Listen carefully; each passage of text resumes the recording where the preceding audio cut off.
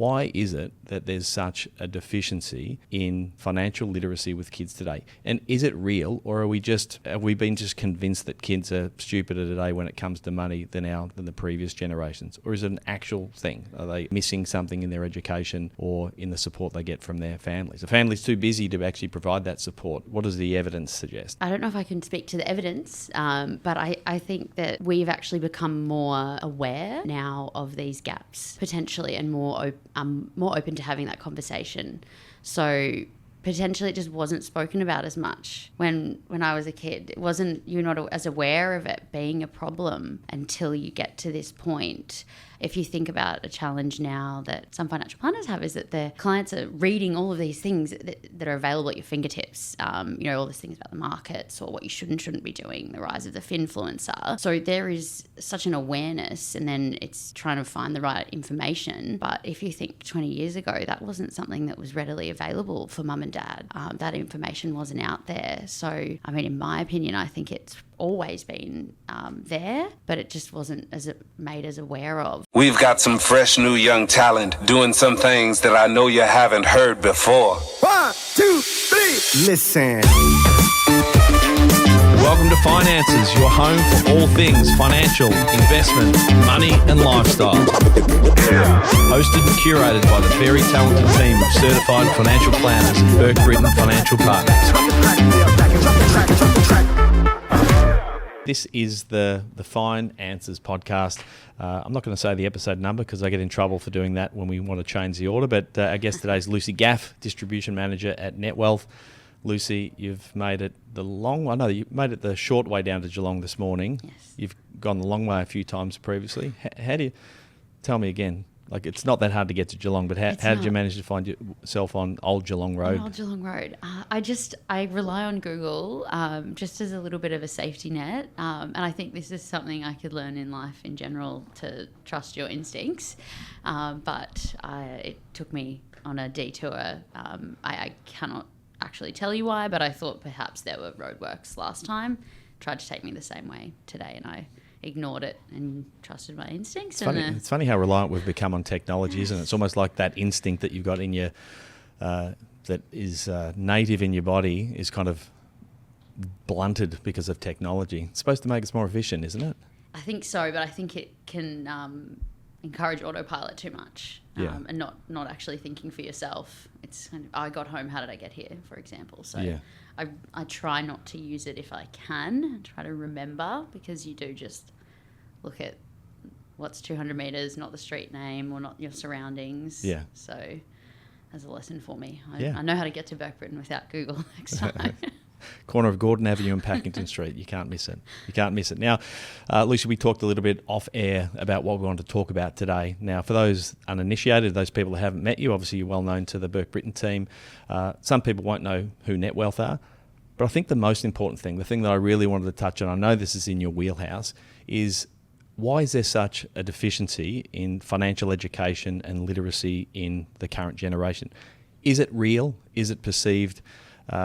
And what can we do about it as, I suppose, product providers, or educators, financial advisors and parents, and also kids? What can we actually do about it to make sure that we fulfill that gap? So hold that thought, and I'm going to come back to you personally. So tell us a little bit about yourself, your build up to your current role with Netwealth. Well, I'm not actually a Victorian local. Originally, I grew up in Queensland, and as a background, grew up on a farm out in regional Queensland, and moved to Brisbane basically when I was 18 years old. So left school and got out into the big smoke. And this is on your grandparents' farm, is that right? It was, yes. Yep.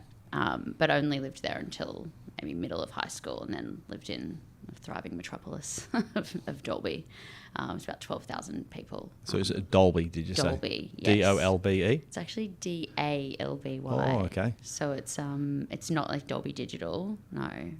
So let's say, a cotton cattle farming wheat region. If you've heard of Toowoomba, people generally, that's how I introduce it to those that don't know me, because they can locate that or have heard of it before. Do you have fond memories of your upbringing in that region? I do. It's interesting. I'm definitely a city girl now, and I couldn't go back. But there's something quite special about growing up in a regional area and a farm, and the kind of the experiences that you have. It's if I'm biased, I mean, you guys are from Geelong, so I can say it. But I probably have a bit of a personal preference to my regional clients. I think that we just cut from a slightly different cloth. There's a different way about how you've grown up and been taught to interact with people. Maybe there's more of an openness because it is, a smaller area, so there's less distance between you and you're actually your community is a little bit broader and not as siloed as it might be in the city. I have a sense of that with our sort of Goulburn Valley clients. We've got a fairly large client base in Shepparton, and it's just a different sense. It's a different feel. It's a different pace. Sometimes it feels like a different world. But so you grew up in or near and around Toowoomba. You went to school. Whereabouts did you go to school?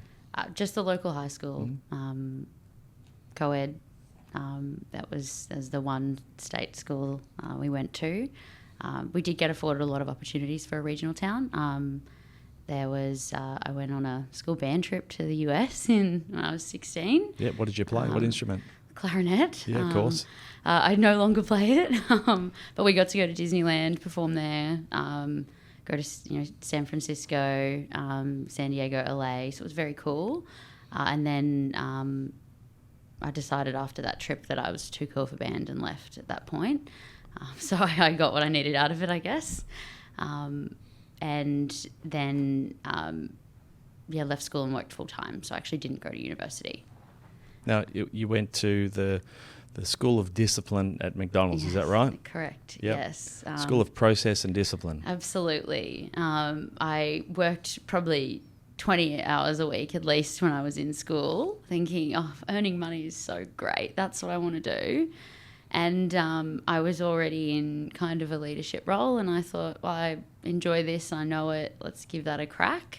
And had some big aspirations to work in the Golden Arches head office, but I probably decided 3 years after school that I wanted a little bit more consistency and not working nights and weekends and having, people yell at you as an 18-year-old about missing their fries, maybe more of a corporate world. So I ended up at the bank. So being from Queensland, Suncorp Bank, lots of jobs opportunities there for entry level and starting out. So imagine that's just different bank opportunities down here.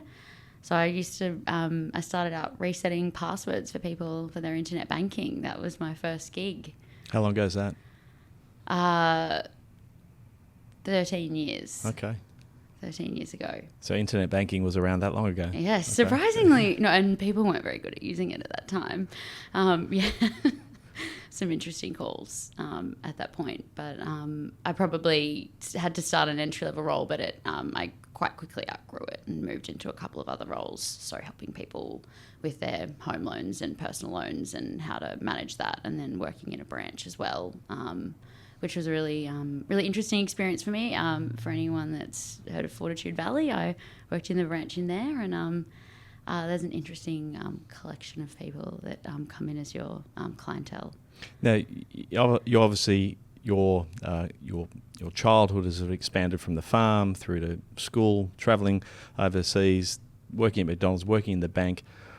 I think you mentioned in some of our discussions previously that you had an interesting interaction with a financial advisor at the branch that kind of informed you about the importance of money and finance. Can you tell me a little bit about that story? Yeah, absolutely. I still to this day tell that story, and so much respect for this advisor.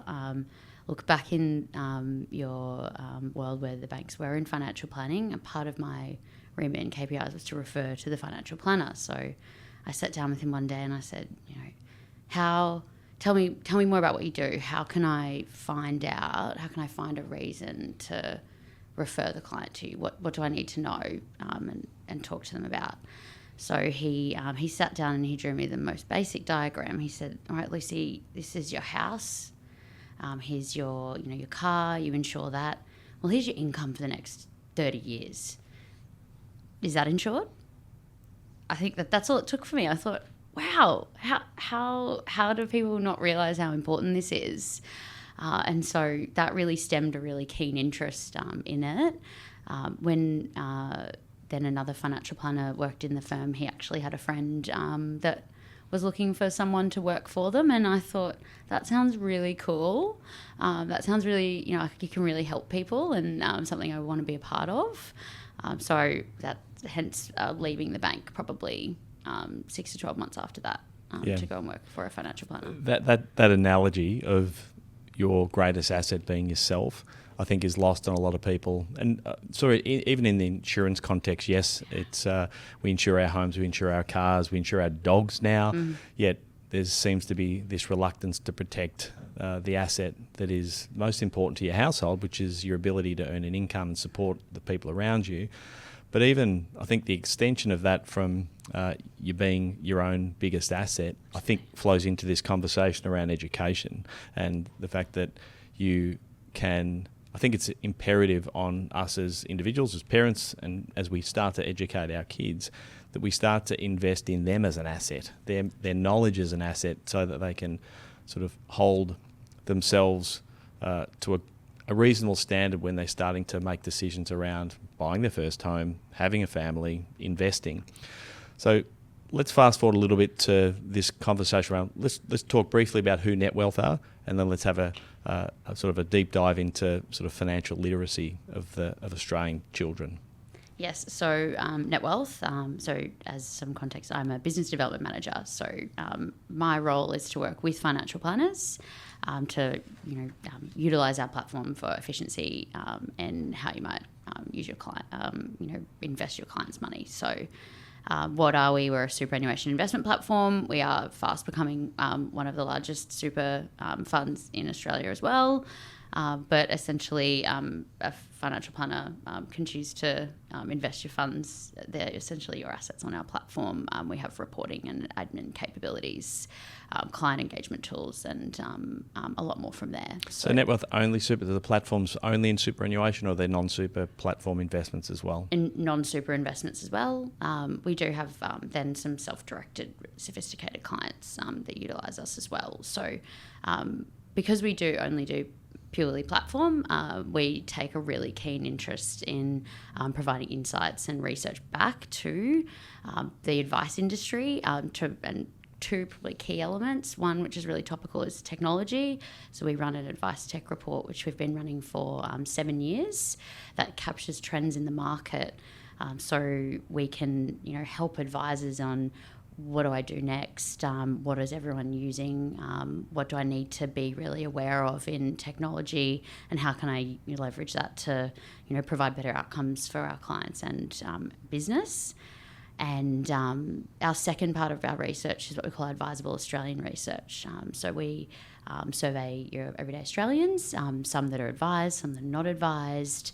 We've done some really interesting research over the years looking at providing advice to women, your emerging affluent clients, so looking at your millennials with money, and our latest research, we've partnered with a business called The Lab, and they do some behavioural science research with us, where it looks at the value gap and how advisors can show value to their clients and actually keep them for the long run. So some really interesting insights there. And then on the point of financial literacy, there's a program that we sponsor, Banqer. That's Banqer with a Q, isn't it? Banqer. Correct, yep. Yes. They're born out of New Zealand. And so we actually sponsor about over 100,000 students, and Netwealth does. So that looks at aiming at middle school. What the program does in practice, we've had the opportunity as staff to have team competitions, and so we actually get to see what it does. I think it's really cool, and I wish I had something like that when I was in school. If I think back, you get to learn your tax file number and to apply for your tax file number and these really basic things. But this actually, as a virtual classroom, gives the teacher the remit to give everyone the opportunity to apply for jobs in the classroom. They can buy properties with their income. They can invest their money. They can take out insurance on their assets. The teacher will then make sure that the kids are filling their responsibilities so they actually receive payment into their banker accounts. So it sounds a little bit like Sims. My kids are playing Sims. It sounds like Sims, like you're creating a virtual world, but it's around finance and it's gamified. So Correct. It's gamified to give the kids a sense of achievement and understanding, or achievement as they're actually sort of learning. So they don't feel like they're being preached to. They're actually actively involved. Which is really powerful. I put a placeholder there on Banqer. I just want to come back to that initial question and maybe your thoughts around, and maybe the research gives some insight into this. Why is it that there's such a deficiency in financial literacy with kids today? And is it real, or have we been just convinced that kids are stupider today when it comes to money than the previous generations, or is it an actual thing? Are they missing something in their education or in the support they get from their families? The family's too busy to actually provide that support. What does the evidence suggest? I mean, I don't know if I can speak to the evidence, but I think that we've actually become more aware now of these gaps potentially, and more open to having that conversation. So potentially it just wasn't spoken about as much when I was a kid. It wasn't, you're not as aware of it being a problem until you get to this point. If you think about a challenge now that some financial planners have, is that their clients are reading all of these things that are available at your fingertips, all these things about the markets or what you should and shouldn't be doing, the rise of the finfluencer. So there is such an awareness, and then it's trying to find the right information. But if you think 20 years ago, that wasn't something that was readily available for mum and dad. That information wasn't out there. So, I mean, in my opinion, I think it's always been there, but it just wasn't made as aware of because potentially the resources were not as at your fingertips, or this information wasn't flying around to confuse you as much or lead you down a path that you think is right for you, but really it's not for your personal circumstances. Yeah, it's almost like ignorance was bliss, that not knowing. And we're now in a world where it is like information overload. We're sort of spoilt with choice, and there's almost a sense of decision fatigue, particularly for adults. But the thing that worries me, if I'm looking at it from a client perspective, is clients who are parents and are looking out for their kids are genuinely concerned about how their kids will survive in the future, how they will have the wherewithal to be able to manage their cash flow, how they will get enough money together to put a deposit on a home, and what the future actually looks like for them. So there's sort of economic uncertainty together with sort of a lack of education gives people a sense that there's a gap in education. I think the gap is real. Absolutely. My view is that the gap is real, and to your point, we're probably more aware than we ever have been before about the areas that we could improve. The challenge is to, I suppose, not be waiting for someone else to give us the answer. This is that idea of personal responsibility, whether it be in the household, because I know that in looking at some of the sort of literature around financial literacy, there's a real emphasis in many parts to say, well, the government should do more. There should be more structured programs in schools, and it should be government and state driven. And I agree to some extent that should be the case. But at the end of the day, we're all autonomous humans, and we have the ability to sort of take control. And the challenge, to your point of disseminating information, is if you can find the great source of information, you can then make your own informed choice. And I think that's where some of the research and the programs that Netwealth support and that and promote and encourage are a great resource for those parents and also the kids out there that want to make sure they're set up for success. That's it. And another part of that is how do you spread awareness of tools that are available that are free or that you can offer to your clients or to the children of your clients to give them a nudge to make it easy, because there is so much out there. There are even so many tools and apps for budgeting. So let's talk about some of those tools. So you mentioned Banqer. I put a placeholder there, but let's go back to that, and then maybe that as an education program and as a sort of an inset for school education, what else do you see in terms of free tools and resources that people can use, either parents or kids? So what we identified is that whilst we were supporting school-age children with Banqer and providing that financial literacy, that when you look at the wealth journey, the gap in where we had input was on that emerging client, someone that didn't have enough money to go to a financial planner or needed budgeting help or advice. And we came across this amazing platform, Flux. They run a podcast. I like to listen to it. It's about 6-minute episodes 3 times a week where they talk about things that are happening in the market and certain companies that are listed. So who's it targeted to? Who's Flux targeted to? The parents or the kids? Really the kids. Yep. I'd say your emerging clients. But I think that the content can be relevant for anybody. They also then have an app. So on their app, it provides you with tools for budgeting, understanding your credit score. Think a masterclass. You mentioned buying your first property. What does that look like? How do you go about that? And so the tools that they offer in that platform, we saw a real opportunity there to help them provide a solution also to financial planners in offering something for your clients. So we actually acquired them, Netwealth acquired them late last year, and they run a program called Flux for Business, which means that businesses like Banqer can actually partner with them to offer that to your clients or to children of your clients.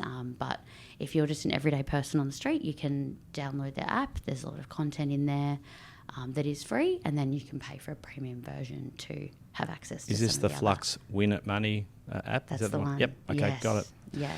Yeah, it's... And Sorry, you go. you mentioned gamification before. They've nailed that in making it engaging. Yeah, I think that's the key. I mean, there's so many apps, there's so many things that gain sort of attracting people's attention. If it's not compelling, then people just won't do it. No. The challenge is to hit kids at both angles, actually, have good mentorship, but also make it exciting for them at the same time. What other free resources are out there for kids and for parents? I mean, in terms of budgeting apps, there's the sky's the limit, isn't there? And there's so many of the influencers that are taking on those runs too. Even MyGov has a great tool to go through budgeting and downloading everything that you can. I think Money Smart's got a bunch of calculators. There's a bunch of free calculators on there. And even thinking about some of the programs that we use in here, we've partnered with Frollo, or Money Yes. Partners powered by Frollo, to give people real, live cash flow insight into their situation. It's so invaluable. I mean, for the longest time as advisors, we would ask people about their awareness of their cost of living and their expenses. And it's something that if people aren't financially literate, if they haven't been shown how to budget, if they don't know the difference between income and expenses and surplus and deficit, it's like it's a grind. And it is probably one of the most painful things, but also one of the most important things. It's really hard to make informed financial decisions about anything if you don't know what your cash flow's doing. So educating people around, or kids particularly, around how they actually manage their money, I think is super important. The other thing, as you were talking about, trying to upskill a generation of people to understand more about their money and their sort of future debt and investments. I think you mentioned that there's a band of people.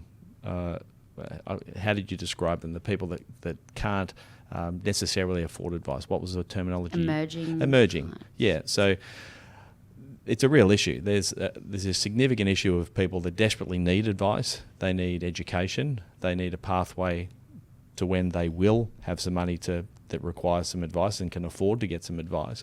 But there's gap, and we've identified that gap in here at Banqer Britain. And one of the ways that we've kind of alleviated that is to really encourage our clients, the parents, of one of the best investments they can make is the investment in funding their their kids to get some advice. And it might be funding them to get the app. It might be funding them to get just some discipline around cash flow management.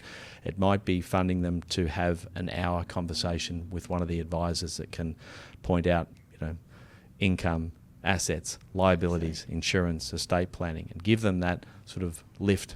And I think without some sort of a freemium service or a low-cost alternative for education, it makes it really difficult, because those emerging clients get to 30, they've got some money, but they've got no skills or context and no structure on how they actually deal with it. So, the parallels are pretty obvious.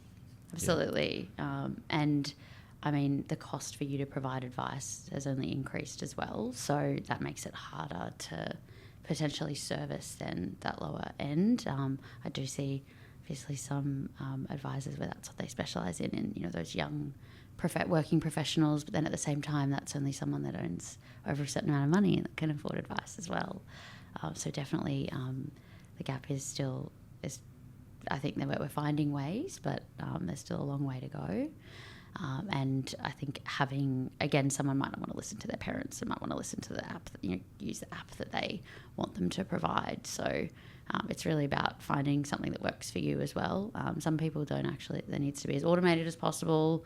I follow a lot of influencers that come up and you know what the algorithm's like. As soon as you've clicked on something related will appear. So you always have a really good selection of choice, and things are continually kind of coming up. But anything that's automated and can be the least manual intervention as possible is what works for everyone, because they're always too busy to do anything about it. Yes. Being the key word, but I don't think you can be too busy to have that focus and attention. But if I think back to the knowledge that I have, if I didn't work in this industry, I'm not sure that I would have it. I don't think it would be, I don't know what my position would be like potentially, or the importance that I would have potentially of some of these things we talk about in terms of investing in yourself, investing in insurance, protecting yourself. So I think in some of the work that I do for the FAAA, which is a financial advice association in Australia. Now you're on the board of the FAAA, is that right? Or just in the Melbourne chapter. So we we volunteer to help with events and networking with financial planners. But another part of that is looking at the next generation of advisors. So you're the chair of the Next Gen committee, is that right? So explain to me a bit about what that involves. So really this committee is about empowering the next generation of advisors. So ways to provide education and I think connections for them, because what happens in an industry event is all the business owners are invited, and they all networking together, and that's the audience. So how do we find an audience? How do we find a stage for these people in client service or associates that are not the decision maker in the business? How do you connect them at a young age and give them this like community so that they stay and that you've got more advisors in the future? I don't have the numbers, but in speaking to some of the heads of the financial planning and those programs at the universities, like at Deakin, a lot of the people that come through actually have come through on a joint. It's a double major of accounting and financial planning. Yep. So they don't know anything about it. It's just that then they go, oh, actually that is interesting. Let's keep going. So I also think there's this lack of understanding of what financial planning is. 100%. Which comes back to how do you even at a younger age explain some of these things, like before you've even left school. As I said, I didn't know what life insurance was. I didn't know what any of that was before. And sometimes people that need help the most don't have a family or upbringing where they had, I want to say, a luxury of those kind of protections or having those relationships in place with the financial planner. So how do we continue to spread that at a school and university level to understand the importance, but also because what you guys do is so amazing and awesome, and there's not enough new entrants coming in to do that job because I just don't think they know about it. So practically, what do we do about it? So practically, how do we increase the number of advisors? How do we increase the financial literacy? Like, we've talked a couple of things, but if you had to sort of, I don't know, 3 or 4 key things that we need to do as an industry or as financial advisors or as parents listening, you know, what should we be doing? I mean, I think as parents listening, it's sit down and have a hard conversation with your kids about money. If you don't, you see some amazing examples of people that do. And there's, as I said, there's so much content online that you could use ChatGPT. It's not hard. Then for financial planners and our industry as a whole, it's how do you connect more with your high school students and with schools? How do you get into their job fairs? How do you have the opportunity to, with schools in the local area to go and tell them about what financial planning is, and or if you're an advisor, Netwealth sponsors Banqer. That can go into a school. There's no cost to you. We sponsor that for students, and that gives the kids something to go home and talk to their parents about as well. Okay, so let's talk practically. Well, I've got 5 kids. They go to a private school here in Geelong. They go to Caninia International College, and Matt Barron's probably listening to this. So Matt's the principal. If I wanted to encourage Banqer, the education program, into the school as a financial advisor, what would I do? We have information online, and all you need to do is submit an inquiry as a teacher. So the financial planner sends a link, has an information pack about what Banqer does, and you just need to fill in a very, very quick online contact form, and then they'll reach out to you and go from there. It is middle school, so it's not your high school, it's like middle school, so those grades between 5 to 7. But definitely the ease of it is there. I'll make sure I put we have a link in the file note, the show notes as well. But it's super simple.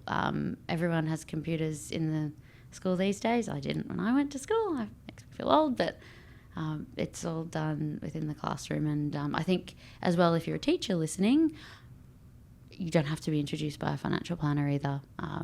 Netwealth, Banqer can be Googled easily to find the program. Or then if you are passionate about it, you've seen it and you enjoy it, then obviously there are opportunities to look at the education program outside of what we sponsor as well.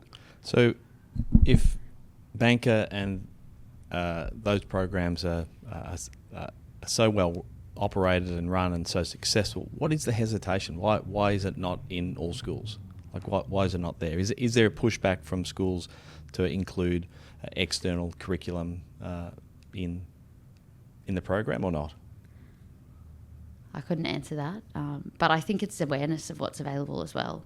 I think a big part of it's awareness, but then is it what the government or the school curriculum sees as fit, as the right information to be providing as well? So I haven't heard of pushback when it's been offered before, but also you just haven't been on enough podcasts and shared the vision of what it offers. Hopefully this is it. Of course, this is going to go viral. We can double those sponsored children. Lucy, on the sort of education front and tools, is there anything else that you think that Netwealth is supporting in terms of financial literacy, or any other key takeaways from the sort of the work that Netwealth has done? I think, as I said, Flux, something I suggest everyone has a look at and take a listen to the boys on their podcast too. They're the tools that we've started with, right? And we're not the only ones, right? So I say, as simple as what even some of our industry counterparts have, or some of the other retail counterparts, there's so much available. The research that we tend to do does tend to sway towards financial advisors and how you can help your clients and where those gaps are. So I think that in the introduction of having Flux within our network is amazing, and it's a great start, I think, for us to engage that next cohort of people that are not seeking advice. I'm really excited to see where that'll go from there. I think, again, for myself, working for a business that can take these kind of initiatives is amazing, because we don't have to, right? But we're ideally trying to help our end client and our advisors that are supporting them in having other solutions to bridge the gap for the next generation. Yeah, and I can tell you, being on the ground at the coalface of conversations with clients, it's clear everything you've said about the gap that exists is what we feel in reality when we're sitting with clients. But I think there's a genuine intent for our clients to want to know how they can support their kids.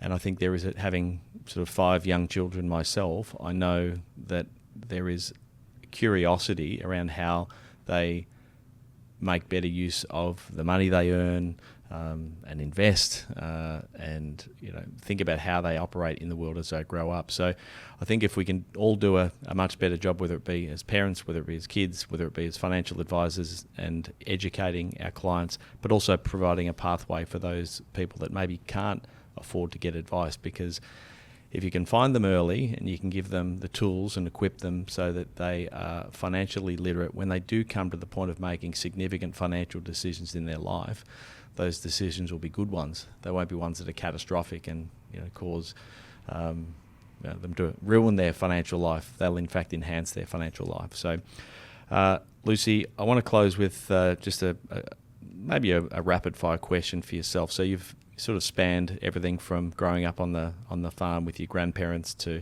working at McDonald's, working in the bank, now working with Netwealth, educating people around financial literacy. What's the best bit of advice you've ever received? And what was it, and how have you used it? And have you passed on that pearl of wisdom to someone else in your journey? When you say advice in any scope of life or around finances, it can be It can be anything you like. So, in whatever context you want to take, what's the best bit of advice, financial or otherwise, that you've received that you've applied in your life? That is a good question. I mean, if anything, I think the story I mentioned to you, just about thinking about yourself from that financial planner, if I'm honest, the shape that had on what I chose to do next in my life and career, that's probably one, I'd say from the top of my head, one of the best ones, because it's something that slaps you in the face and makes you realise something that is right in front of you, but you just never thought about. And I've had I then went away in my early 20s and had numerous conversations with my friends about it, who all thought, I don't need to enjoy myself, or these that's not important to me, I'm too young. So if you think about how you can impact 1 or 2 people with knowledge that's been shared, then they continue that conversation with 1 or 2 people. It's sometimes those small things will have a rippling, whilst not earth-shattering effect, will make a small change in potentially a lot of people outside of the ones that you've shared it with as well. Yeah, I think that idea, and we've said it a couple of times, but you are your own biggest asset, both financially, but also in the education and knowledge that you invest in yourself. So that's a nice way to close things out, Lucy. Listen, I really appreciate you coming on. Thanks for finding your way to Geelong, and I'd love to have you back on. I know we touched on technology in the industry. I know you've got a bunch of other topics that we can probably deep dive into, but on this topic, I think it's really pertinent at the moment. It's very relevant, and for any of those clients out there listening, we'll make sure that we link to Flux and Banqer and to Lucy's details if you want to get in contact with her, or if your financial advisors out there listening to the podcast. I know there's plenty. So, Lucy, thanks for your time. Appreciate it, and I look forward to a round 2 in the near future. Thanks, Jay. Cheers. We hope you enjoyed today's episode. If you're keen to understand more about how financial advice could benefit you, follow us on Instagram, Facebook, and Twitter at Burke Britton FP, or Google Burke Britton Financial Partners. Check out our client reviews, testimonials, and make a time to meet one of our certified financial planners by clicking Book Now on our website. Thanks for listening. Any information contained in this podcast is of a general nature only. No account was taken as to the objectives, financial situation, or needs of any particular person. Therefore, before making any decision, listeners should consider the appropriateness of any information with regard to their particular objective, financial situation, needs, and seek independent advice from a licensed professional specific to their circumstances. All right, hit it. That translates to don't be a moron and act on what some random person says on a podcast. Take personal responsibility, do your homework, ask questions, and speak to an actual human that knows what they're talking about before you do anything. PB Financial Solutions Proprietary Limited, trading as Burke Britain Financial Partners, are authorised representatives of AMP Financial Planning Limited, AFS, licence number 232706.